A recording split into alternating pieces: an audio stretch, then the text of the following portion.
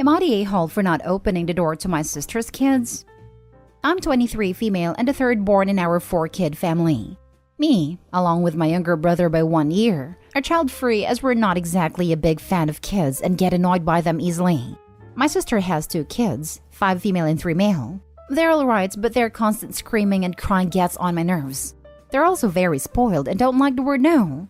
I have said many times that I'm not good with kids. I don't really want to look after any as I get annoyed by them easily, but I just got shrugged off.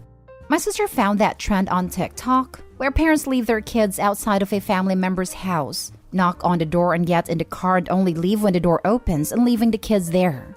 She finds it funny while I don't. I think it's inconsiderate and also dangerous. My sister laughed at me and said, "Maybe I'll do this on you." I told her not to because I won't answer the door even if I was inside. She told me that she'll just leave the kids there and I'll be forced to look after them. I said that I still wouldn't open the door and would call the police on her. She just laughed it off. I had a weekend off from work and planned to enjoy it by relaxing in my apartment where I turned my second bedroom into an art studio and planned to do some art pieces and working on my story. I woke up on Saturday morning quite early and enjoyed the peace and quiet until I got a knock at my door. I have a camera outside of my door facing it just in case something bad happens, and there's an app for it on my phone. I checked and saw that it was my sister's kids. I knew then that she was trying to pull that stupid TikTok trend and got angry. But I kept my word like I told her before and didn't answer the door. More knocks came and my sister tried to call me, and when I didn't answer her, she kept texting me to open the door. I texted her to get her kids and leave, as I told her that I wouldn't look after them and she knew I wanted the weekend to myself. She just kept texting me to open the door. 20 minutes go by, I don't know why she waited that long, and she texted me that she was leaving and for me to open my door to babysit them. I texted her back that if she didn't come back right now, that I'm calling the police. I got no answer from her and called the police. 2 officers came to my house while another 2 tracked down my sister and made her drive to my place. She stomped out of her car, screaming at what a horrible sister I am and why it's no wonder I am single and will die alone. She finally gets her kids back into her car and drives off, the police following after, and I get back to my weekend off. My sister screamed at our family about what I had done, and there have been mixed reviews, saying that I was entitled to have my time off by myself, and others saying that she's a mother and deserves a break every now and then. Am I the a-hole? Now for the top comments. Not the a-hole. Strangely, I don't have an issue with this. Calling the cops was the nuclear option, but you flat out said what you would do. Yes, your sister might want some time off, but there's a thing for that. It's called hire a sitter. Dropping them off, and for all she knew you weren't even home. Totally irresponsible. You're right. Even if you gave in, she'd be pulling this all the time. In this case, I wouldn't say it's a nuclear option. It's a sensible thing to do to ensure the kids' safety if the mother just flat out left them. I agree on the safety of the kids. It's nuclear in that calling the cops on a family member has permanent ramifications, both in that she now has a record if there's another incident. She deserves a record for leaving her kids unattended outside someone's home when she told her she wasn't going to watch the kids. They are her kids and her responsibility, and she's negligent for leaving them there. There should be a record, and she deserved what she got. Not the a-hole. It's not a question of her needing a break. It's a question about dumping her kids on someone who doesn't want to babysit them. I've heard about this thing. And not only is it incredibly rude, but it can also be dangerous if the parents drive off before the door is opened. Anyway, you told your sister you wouldn't babysit them and you'd call the police if she left. Then you didn't babysit them and you called the police when she left. Seems pretty clear to me that she's the a-hole in this. Who leaves their children with someone who has clearly stated they don't like children and they did not want to look after the children? She seriously needs to have a look at herself. What she did is not okay. You are not the a-hole. Next story. Am I the a-hole for refusing to babysit ever, paid or unpaid? I am the youngest of 4 children at 21. My husband and I are wanting to wait around 4 more years to have children, so I'm not child-free, I just don't have any. I have 12 nieces and nephews. My siblings all have a lot of kids. All of my siblings are also single, divorced, or never married. They have always asked me to babysit, and I've always said no. None of them know how to discipline their kids. Their kids will lie, steal, bite each other, etc., and just being around them is hard. My oldest brother has offered to pay me to babysit, but the other two want me to do it for free. I refuse all three. My entire family thinks I'm an a-hole for never babysitting, so I've told them if I wanted to watch kids, I'd have some. My sister wanted to go on a date the other day and no one would watch her 6 kids. I told her, too bad. She said she'll never find a nice man to settle down with if she can't go out. I said she's delusional. It is not my problem. Am I the a-hole for never babysitting under any circumstances? Edit. When I do have children, I absolutely will not ask any of them to babysit. I'd rather pay a professional. My sister wanted to go on a date the other day and no one would watch her 6 kids. I told her too bad. She said she'll never find a nice man to settle down with if she can't go out. I think I see her problem here. You could probably babysit for her every night for the next year, and I doubt she will find a nice man who wants to settle down with her and her 6 kids. Not the a-hole. LMAO. Yeah, she's a mess. My least favorite sibling. Just out of curiosity, how many fathers between those kids? They each have a different father. You're doing those kids a favor every time you don't help your sister procreate again. Their chances in life are already pretty ruined.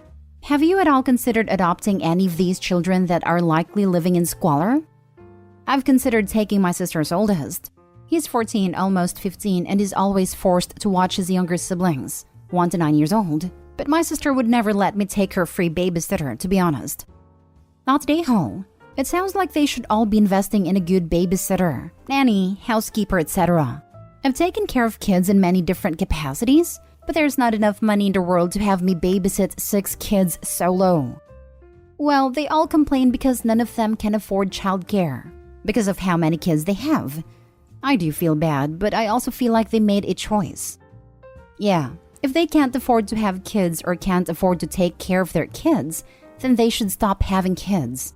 Lol, that's not your fault. Next story is titled, Am I the a-hole for not wanting to invite my 9-year-old nephew to my wedding? My fiancé and I both had a discussion and both agreed that we don't want my nephew at our wedding, which will be happening in 2 months.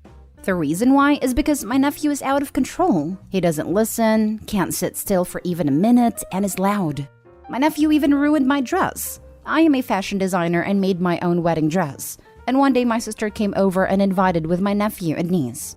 I invited them both in, but told them all to not go in my office as I'm working on something in there, which was my dress.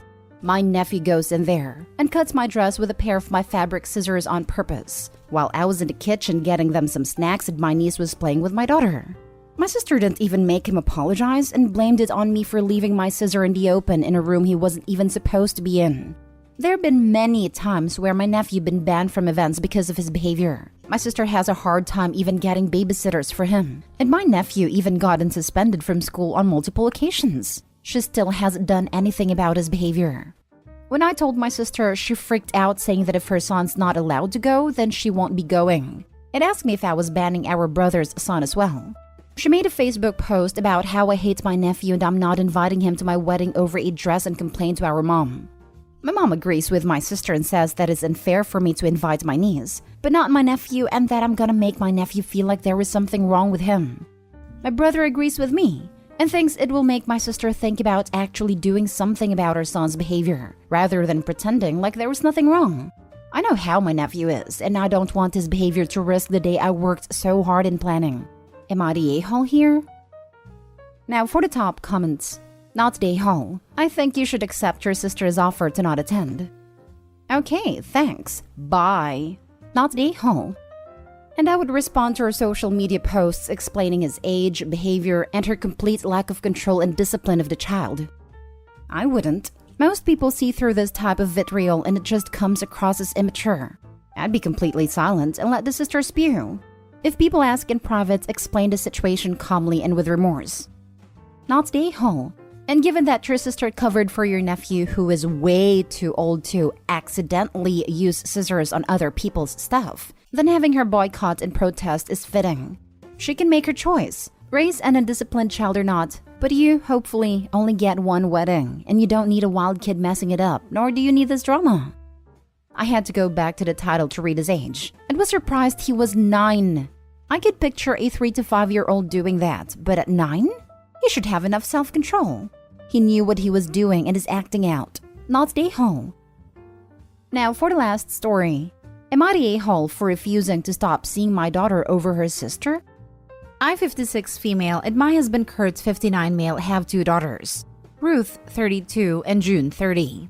8 years ago, Ruth split up with her college boyfriend Adam, 32. They'd been together since she was 20 or 21, and it was as serious as a college relationship could be. About 5 years ago, June announced that she reconnected with Adam at some alumni get-together. They'd all gone to the same university and that they are now dating. Of course, Kurt and I were shocked that she would do this despite her sister's history with him. But she insisted that they were in love and she can't help that, and that Ruth and Adam hadn't been together in years, so she hasn't done anything wrong. Ruth understandably was enraged over it. She said she was done with June and would never see her again. This broke me. They were so close growing up, and I prayed every day they'd reconcile. But I accepted they're adults who can make their own choices, and it has nothing to do with us. Kurt and I were also very disappointed with June and told her off many times. But after she proved that there was never any cheating involved while Ruth and Adam were together, things between us settled down. Out of respect for Ruth's feelings, we never brought the girls together again. Ruth and June visit us separately and still aren't on speaking terms after 5 years, but we maintained our relationships with them. Now, June and Adam are married. Ruth has also moved on with a lovely boy. Coincidentally, both girls are expecting their first child. Ruth's due date is a little earlier. I can't put into words how excited we are to be grandparents and adore both these children. I've been supportive and is involved with both our daughters' pregnancy as they want. However, last week Ruth drops a bomb on us. She said that if we ever see June again or her baby, she won't allow us in her child's life. I knew it bothered her that we were still on good terms with her sister, but this shattered me. It kept me awake every night. The thought of either of my grandchildren being deprived of loving grandparents is agonizing. I know Ruth was deeply hurt by June's actions, but I don't know if we should be punished just for not cutting our kid off. We begged her to reconsider, but she's adamant. I don't want to accept Ruth's terms, but it seems like no matter what we decide, we're going to lose a daughter and grandchild. So I'd rather it not happen because we outright chose it. But I also don't want Ruth to believe we'd just drop her in favor of June because again the thought crushes me. Would I be the a-hole if I don't comply with Ruth's ultimatum? Edited to add, thank you to everyone for commiserating with the situation. I wish I could say it's helped me feel better, but right now it feels like nothing ever will. Entirely too many comments to respond to individually, so I just want to answer some of the most common questions here. Why did Ruth and Adam split up? Ruth left Adam because he was immature and said and did things that irritated her, mostly minor things adding up. She said there was never any abuse nor cheating that she knew of. Did we ever support Ruth at first? Ruth stayed with us for a few months when it first happened. Not just because of this, there were other reasons. And we were there for her and comforted her the whole time. Because she was so angry, we had asked June to not visit until she left, though we still talked to her and met a couple of times in public places. We made it known that this hurt her sister and we were disappointed she didn't think of this. June understood and agreed with us supporting Ruth. She expressed sadness over losing her sister, but we clearly told her it was Ruth's decision to cut her off. Whether one thinks June did nothing wrong or not, it's untrue to say there were never any consequences for this. She's sad to this day that she's lost her sister and knows she has to accept and live with it. Did June ever apologize to Ruth? Both girls have confirmed that June reached out a few times over the years to apologize. No one put her up to it. Ruth didn't forgive her and she's well within her rights not to. We understand no one can make her accept the apology. Why didn't we just cut off Adam? He's June's husband and the father of our second grandchild. They're a package deal now. Once we cut him off, we risk losing June and our grandchild anyway, which is the same as what I'm trying to prevent. Some people have said I'm an a-hole for accepting June after this and that I already chose her by not cutting her off from the start. I'm baffled that anyone would suggest I should disown a child forever over this and act like she was never ours. Not disowning June doesn't mean I chose to be her mother over Ruth. Ruth said she was just fine with how we'd arranged things for the last 5 years. As long as she never had to see June, she was happy seeing us and everything was normal between us. It's only now that she's asking us to choose. Some people have said she should have cut us off from the start because we're awful and toxic. She's said many times she doesn't want to cut us off. She loves us and wants to be involved with her child, but she wants us to choose her over June. because June doesn't deserve the same love and care from us. I want to add that if Adam had ever mistreated or cheated on Ruth, we certainly would have gone no contact or at least low contact with them. But that's not what happened, and both girls used to repeatedly tell us that what happened between them had nothing to do with us. Not Daeho. She's just making a final bid for control and using the baby as leverage. What happened to Ruth sucks, but she shouldn't be trying to take out her feelings on you guys, who sound like loving parents. Tell her that you don't like the ultimatum and leave the door open should she change her mind. Kinda weird she's still not over it after 5 years though, especially given the time between both relationships and the fact they're married now. Maybe I'm being naive, having never been in a similar situation, but that just sits weird with me. I wonder what Ruth's partner thinks about it, if she has one. She can be over the ex. That doesn't mean she has to be willing to associate with someone who would betray other people in the way she sees the situation. Not Daeho. Tell Ruth that you will never turn your back on any of your children and that she's making the choice to not be a part of your life. Let her know that your door is always open, and as much as it hurts, continue to send cards, Christmas and birthday presents to your grandchild. She will most likely come around, but if she doesn't, you will know that you kept the lines of communication open while respecting her boundaries.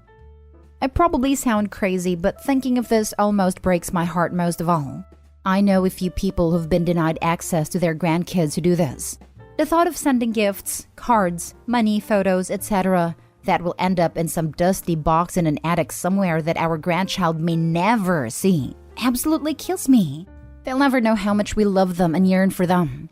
I'd wonder if Ruth would just throw everything away and there wouldn't even be any proof that we sent them or cared at all. If she asks us to stop sending them, we'd have to comply. But even if we get to shower June's child with love, I can never not think of the fact that we don't do the same for Ruth's.